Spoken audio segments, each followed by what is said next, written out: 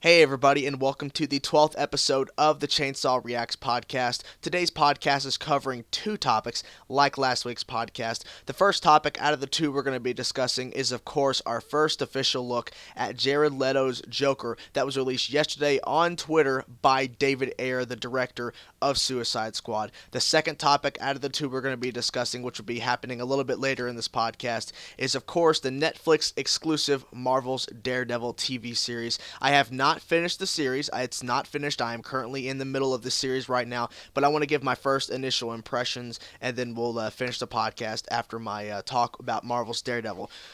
So let's get into it, guys. Let's get into Jared Leto's The Joker. This has sparked a lot of controversy and back and forth between fans, basically what they think about this image. Now, the first couple things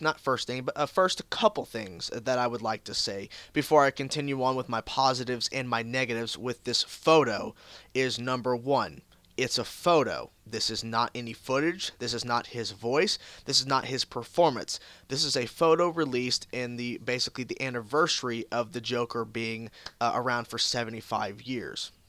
Essentially, because it was released by David Ayer, and the tweet says, "Suicide Squad wishes you a happy anniversary, Mr. J. Joker 75, Suicide Squad, Warner Brothers, DC Comics." So, there's that. It's a photograph. Number two, this is him without his classic suit. This is just him without a shirt on, essentially. This is not what he's going to be like in the entire film. This is just him showing off tattoos that the Joker will have in this film. Number three, this is a photo. I keep saying that because this is what I want to get across. This is just a look of him. This is not his performance, not a voice, not anything. This is just what he looks like without a suit on and without the makeup, okay? That's a big thing. He does not have any makeup on at all. This is just him being crazy and being psycho and basically showing off the look of the Joker with the purple glove on, with the eyeliner, with the lips, and with, of course, the green hair, and, of course, these new tattoos, which I'll get to in my positives and negatives. So let's get that straight, guys. This is not a performance, not any voiceover. This is just a simple picture that does not have everything basically shown yet of what the Joker will be. They're holding off the makeup and they're holding off what he will look like in the Joker suit until later. They just did this for this anniversary of the Joker, but it was a nice way to kind of show him off kind of in a more of a tease rather than a full look, because of course we're missing a few important things in this, and we have yet to see any footage. So let's continue on, guys. Let's actually get to my positives and my negatives about this photo, and then hypotheticals about basically what exactly this all means and what we will actually see in the actual film itself and not photos. So first off, as we can tell here, this is definitely a huge step in a different direction from the past Jokers we have seen on screen in live action. Not animated, live action. And I mentioned this before with in episode number 10 of the Chainsaw Reacts podcast when we talked about the little blurry image that was supposed to be a reference to the Killing Joke Joker that was released, and Jared Leto was holding a camera. You saw his green hair, but it was blurry, so you couldn't really tell what exactly was what exactly was going on. It was just basically a huge tease. Now, this is, of course, a more clear photo than that. First of all, let's go to some indifferent, where I'm not really positive but also not really negative. I'll go from indifferent to some positive and then to some negative, and then my overall thoughts and some hypotheticals, then we'll move on to the second topic. So my indifferent, where I'm not really sure if I'm liking it or not liking it, is of course the teeth. That is the main thing. The tattoos, I'll get to my positives and my negatives with those, because the tattoos are in the positives and negatives. The teeth is where I'm kind of indifferent about, because there's been a lot of speculation, and straight up people are like, he's wearing a grill. Oh my god, he thinks he's like a rapper or something. He's got a grill. Those look like some damaged teeth that had to be repaired. And I think the reason why he has, as you can tell, and has his mouth open, the teeth farther in the back of the mouth, at least what we can see from the bottom teeth, of course we can't see top, they're kind of covered up because of the way this photo is angled, that his back of his farther teeth are not silver, they are white out. and the ones in the front and the top are silvered out, or essentially repaired. And a lot of people have been referencing that this is where Batman has knocked his teeth out, because there has been speculations of Batman's gloves having armored reinforcements, or basically, some kind of steel or some kind of metal on them to make his punches harder. So this would make perfect sense if this is the reason why his teeth are the way they are, because at the end of the day, when he's speaking, we'll see those teeth, but if we understand the concept and the context of why his teeth are silverish and why they look the way they are, it would make perfect sense if the explanation was at the beginning of like Suicide Squad, when they're basically showing the Joker in Arkham Asylum, which is what we're assuming is that he's in Arkham Asylum in this film, or at least at some point he will be, that you'll overhear a guard talking to another guard or whatever, or one of the Suicide Squad dressed up as a guard basically who snuck in, and they're overlaying that this guy got his teeth knocked out for years from the Batman, and then there we go. That's exactly why his teeth are repaired, because the Batman has knocked his teeth out several different times for over the years, because this is an older Batman, this is an older Joker, our assumption. So my indifferent opinion about the things out of this photo is the teeth. I'm not really sure if I'm positive or negative. I'm hoping that we'll get more of a context of why his teeth are like that. But then again, who knows? This may be just the look they want to go with now. They might make a change and change his teeth to basically being white, or just looking different than what it is now. Just because it looks like this now does not mean there could be some minor changes or a huge change before the film is complete. Who knows? So, but based on this photo, if they keep it the way they are for the teeth, I just want to hear an explanation why they are the way they are and why they're silvered out. My biggest assumption, I have to agree with a lot of people that speculated this, it's probably because of Batman knocking his teeth out. Let's go to the positives, as I said. The positives, number one, his hair color. I like the hair. Obviously, that's not too difficult to get. Obviously, you can go too green or too soft of green, and it would just not look right. I think they picked the right type of green for his hair, to be honest. And also, when you look at this photo, his hands are covering up most of his hair, and I think that's pretty interesting as well. We kind of have an idea of what his hairstyle is going to be within this film, within his look, but at the same time, we're not exactly sure what the hair looks like. People think it's a slick back look, because when he dyed his hair blonde, it was slick back, and people said this is a reference to the Dark Knight Returns Joker. This is a reference to a darker version, a different type of Joker that we've not really seen on screen yet. So if that's the case, that's cool, but he is covering up his hair. The purple glove, it is latex. It's obviously, a little bit different, but if that's the gloves he's going to be wearing in the film, then I have no real issue with that. If you look a little bit closer on the hand that's not covered up, he has a ring. I just now noticed that for the first time. There is a ring on his hand, so maybe the Joker has some rings as well. There's a ring, or maybe two, on his non-gloved hand. I just now noticed as I'm looking at this thing. Okay, now let's get to some positives with the tattoos, even though that he's not going to be showing off tattoos the entire film. We may see his tattoos, and he might be explaining them in a scene to Harley Quinn or somebody in Arkham Asylum or whatever. So there's got to be some explanations to why he has tattoos. Now the positives, I will have to go with that big on his right arm. If you're looking at him on his right arm, if you are standing next, looking like just standing like he is, the right arm, the big smile on his arm, not the ha ha ha on the other side. I don't know why I overthought that. Sorry guys, but it's the tattoo of the grin, the big smile. And that's pretty interesting, because that is probably a reference to the fact that his teeth are not perfect like they were. His teeth are not like they once were.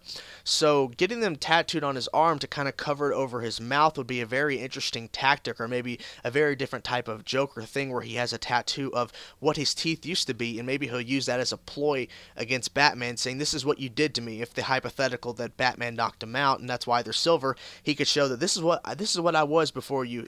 This is what I looked like before you got to me, Batman. And then he removes the tattoo, the arm, and then you see his teeth now, showing that this is the after effect of what you've done to me, Batman. Well, that's pretty interesting. I kind of like that. It's obviously a little bit out there, but it has to happen that way. continue on. I like the Jester skull. That's kind of interesting. I mean, obviously, it's not like a huge, I agree, I love it to death, blah, blah, blah, blah, thing from this photo. But it's definitely a pretty interesting tattoo to have, is have a skull Jester. I mean, it makes sense. The Joker is crazy. He's a lunatic, and he likes death, essentially. Or there's a couple Jokers that do a lot. So it would make sense to have a skulled out Jester, essentially.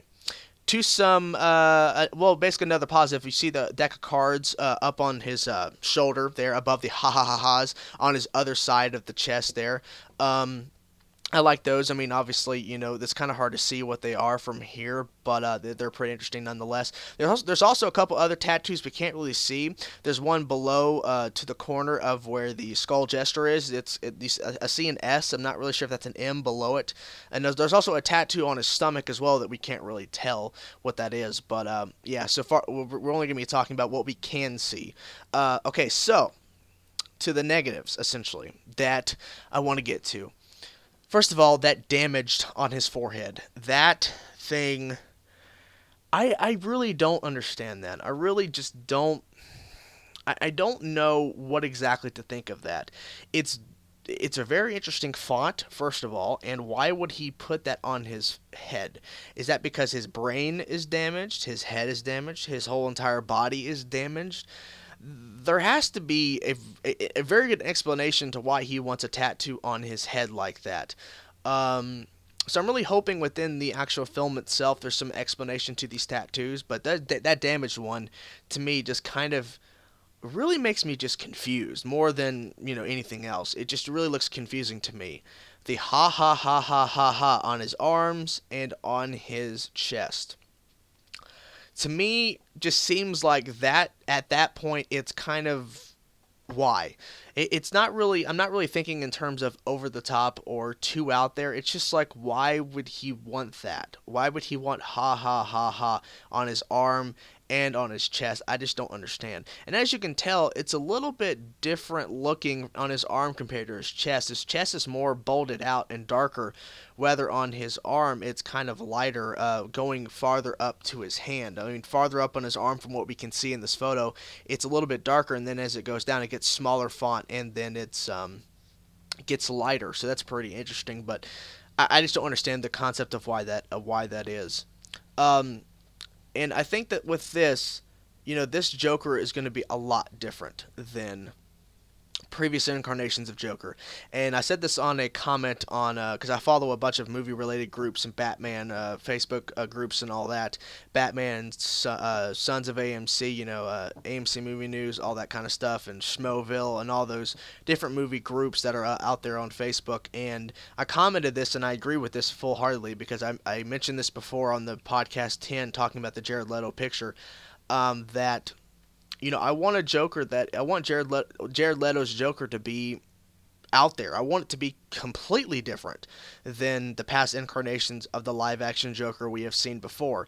Because in order for Jared Leto's Joker to not be compared to Heath Ledger's Joker as Heath Ledger 2.0 being Jared Leto's Joker had to be different. And DC and Warner Brothers, they knew that they had to make this Joker to the world, to let the world to know, to show the world that this Joker is the cinematic universe Joker and not the Heath Ledger Joker 2.0. That Heath Ledger Joker fit in the world of Christopher Nolan's Batman trilogy so well because it made sense.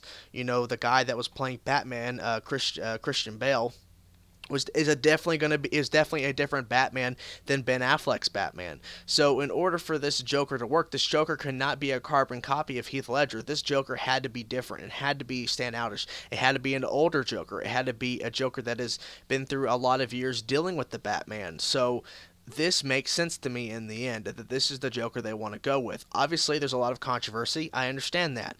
But at the end of the day, this is what we have. This is what we got to deal with, and this is what we have to accept. Now, obviously, like I said before at the beginning of this topic, that, the makeup is not there. We don't see him with the suit on. We don't know anything else about what this Joker is going to look like on screen besides what we see here. And also, the biggest thing, looks are one thing. I agree, looks are, but there's no makeup and no suit. And, we don't have those two major things to go off of in this photo.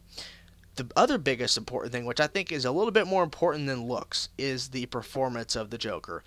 The performance includes, movement, how he performs around others, how he acts around others, the voice, everything. That's all in a performance. Performance, to me, I think is a little bit more important than looks.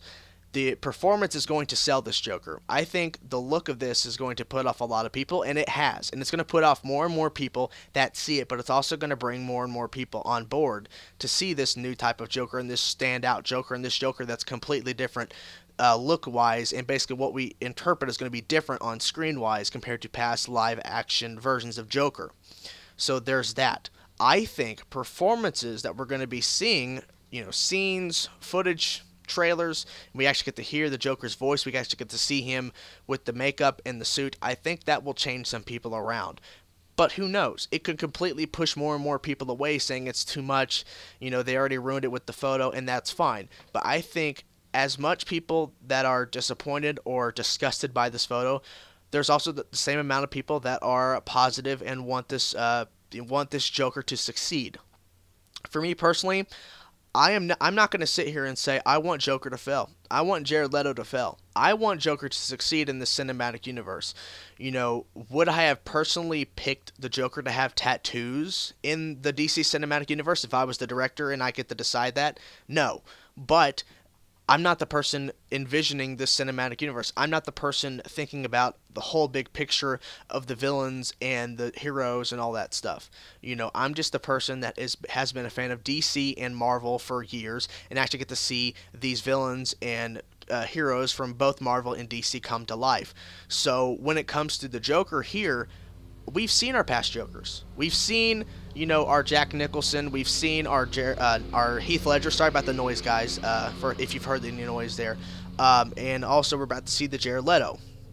So at the end of the day, no, I'm not going to complain and say, oh my God, I can't believe they did this. I just can't believe they're going in this direction. I'm going to take it as it is. A photo without a suit and without makeup, and it's just showing off some tattoos the Joker has. This photo, at the end of the day, does not give any context to why he has the tattoos, why his teeth are like the way they are, and why, just basically why he looks the way he looks. We don't know exactly. All we can say is that this is what the Jared Leto Joker is going to look like without makeup and basically without a shirt on. That's all we can really say. We can't tell that his Joker is going to suck. His Joker is going to bomb. It's going to ruin the DC Cinematic Universe. The most important villain of the DC Cinematic Universe is going to fail because of one photo. Okay, we can't really say that. You can say that personally if you want to say it, but you can't really say that at the end of the day because this has no context. It's just a photo in celebration of Joker 75, and that's it. So, one of my final thoughts before I continue on with my podcast here, simply this. It's a photo. There's some positives, there's some negatives. There's an indifferent with the teeth. I'm not really sure how I feel about that, but I'm hoping that when we get a more in-depth look of this Joker, we get more of maybe a background to what this Joker has been through in the DC Cinematic Universe. Maybe explain basically these tattoos, and they're going to explain this and this and this, and why he looks like this, and why he's done this and this and this. Then I will take it as it is. But for right now, we have no context. We're just looking at a picture from David Ayer, and that's all we have. So I'm glad that he released this photo. At least now we have some kind of idea what to expect from Joker on screen, but we don't have the full picture, and we won't have that for quite some time. So there is that. So, okay, let's continue on with the Daredevil TV series. Let me take a sip of my drink because my mouth is dry as crap. Okay. So I said at the beginning of this podcast, I'll repeat it again, just in case some of you skipped just to this segment, that I have not finished the Daredevil Marvel series. I've not finished it yet because I want to savor it, guys. I want to savor this series because I really want to, pay really close attention and not binge watch it. They announced the second season, of course, coming in 2016. I'm very excited about that. But at the same time, I still want to take this very slowly and kind of delve into this world and basically be a part of it as long as I can before it, of course, goes away until season 2 next year. I finished up episode number 5, which is entitled World on Fire. And the next episode is episode 6, is entitled Condemned. So there's that. So far, he has I'm going to go into mild spoilers. Basically, as we all know, Charlie Cox stars as Matt Murdock, the Daredevil, and so far he still has the black suit. We finally got to see our first official look at Wilson Fisk, aka Kingpin, in episode number 3. And basically, Daredevil has been going through a lot of situations. Essentially, the fighting in this show so far, to me, going through the first 5 episodes, has been superb. There is a huge hallway scene entitled at the end of the second episode, Cut Man, that is filmed in a hallway in one take, where Charlie Cox's Daredevil is basically fighting countless amount of people, and the shot is continuous. There's no cuts, there's no framing, all that stuff. It's a continuous shot in this narrow hallway, and it's beautifully done, and I have to applaud them for that, especially for that ending fight. But the fighting has been insane, and I really do enjoy it, and I can't personally wait until we got to see the red suit. For me, Daredevil has been one of my personal favorite characters of the Marvel Universe for a long time when I was a little kid, and he's still kind of interesting to me now. I think that, excuse me once again for the noise, guys. I did not think this was going to be happening, the noise in the background, so I'm sorry about that. If you don't hear anything, then just ignore me when I bring it up again, because I hear it and it bothers me.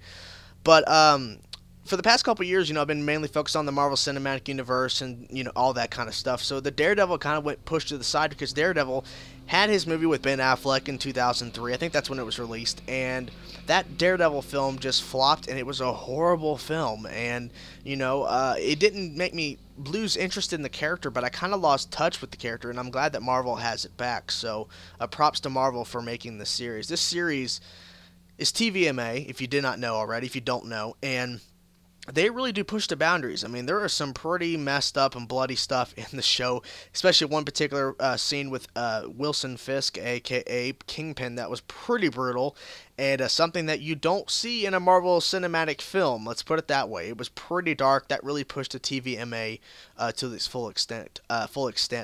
But yeah, so it is definitely something that I'm glad that they kind of pushed the limits with for the show. And with talks about what they're going to do with Season 2, I'm not really sure because I haven't finished Season 1. But I'm really enjoying the character development, Matt Murdock is definitely a very interesting character. And I like how they go into kind of their own editing. And once again, excuse me for the sound, it's coming through again.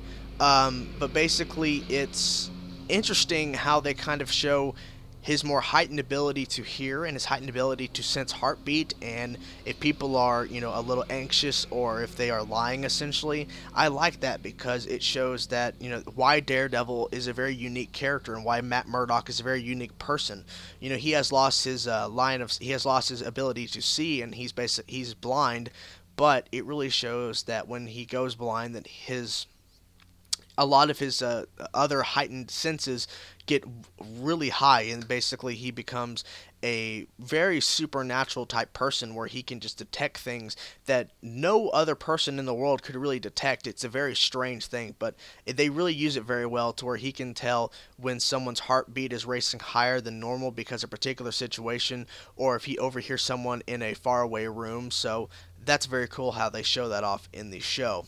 Now, there has been talk, excuse me, once again, the noise is returning, but basically it seems that that they're focusing a lot, at least so far, with the Matt Murdock and how he's dealing with these new crime that's going on. And so far, Charlie Cox, Matt Murdock, as Daredevil, has not met Wilson Fisk, Kingpin, yet in the series as far as I'm into it. He has not ran into him yet. I know in the trailers they finally do meet up, and I'm very interested in how that meeting goes down, how they basically meet each other for the first time.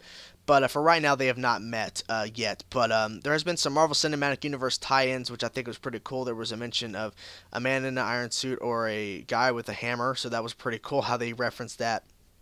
But yeah, I'm just more interested to see how they're going to deal with Season 2 because, as far as I know and from what I've been reading, that there is no other Marvel characters from the Marvel Cinematic Universe in this show yet that's going to be appearing in the Season 1. Because I know that they're doing Jessica Jones, they're also doing Iron Fist, and I think Luke Cage as well.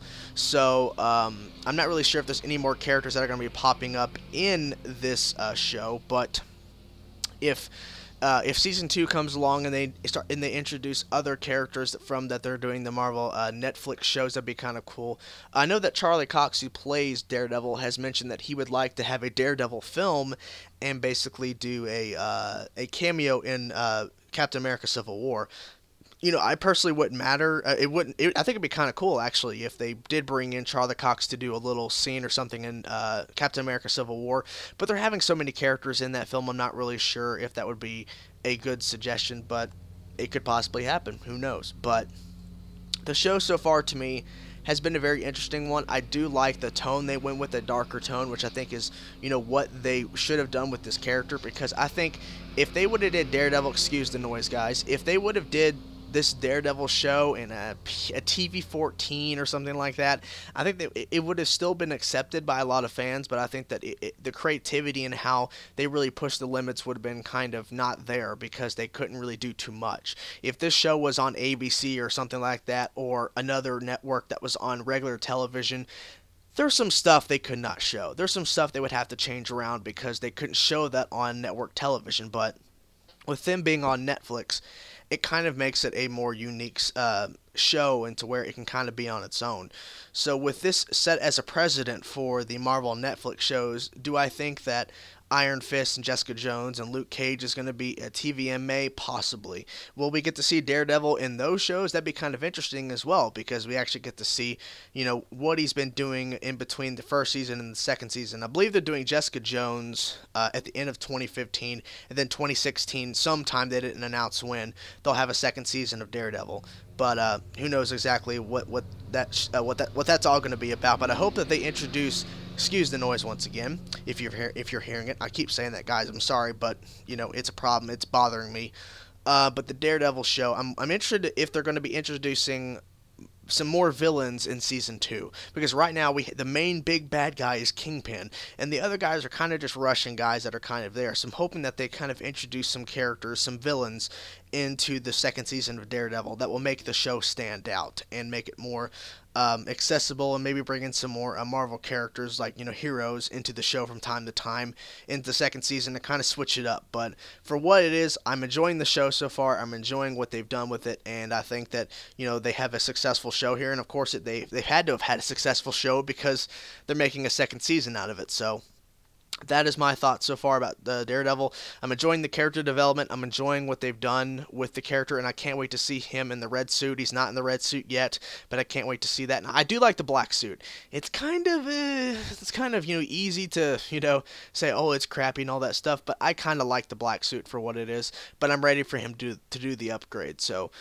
that's it, guys. Thank you guys for listening to the podcast. It's kind of short, but that's what it is. We only have 2 topics to talk about. If you did hear the noise I was talking about in the second topic, I'm very sorry, guys, for that noise. And if you didn't hear the noise, then I'm sorry for basically stopping the topic for a couple of different times to announce it, because I can hear it clearly, and I think it came through the mic, but I don't know.